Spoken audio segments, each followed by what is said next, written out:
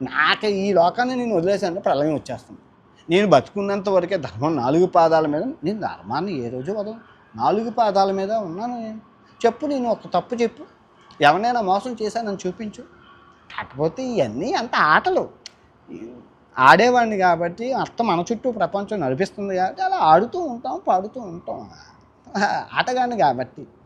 కాకపోతే ఎవరిని మోసం చేయలేదు, దాన ధర్మాలే చేశాను. మొన్న చనిపోయిన కుటుంబాలకి 40 లక్షల రూపాయలు ఇచ్చాను. అది నా సొమ్ము, నా కష్టార్జితం ఆయన ఇచ్చానా? అటుమన్ను ఇంకో ఆయనకి సైకిల్ కొనిచ్చాను, అటుమన్ను ఇంకో ఆయనకి ఫోన్ కొనిచ్చాను, ఐఫోన్.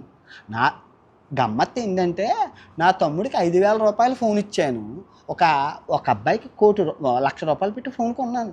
నా తమ్ముడు అడిగారు, ఏమన్నా నాకు కొనవా అన్నారు.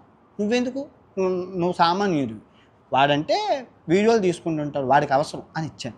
ఇంకో ఆయన ఉంటాడు, ఆయనకి 60,000 రూపాయలు ఫోన్ కొని ఇచ్చాను.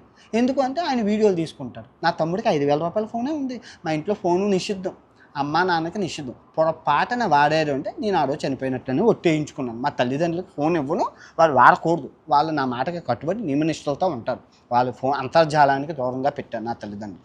మా తమ్ముడికి మాత్రమే వాట్సాప్, అది కూడా 5,000 రూపాయల ఫోన్ ఒకటే.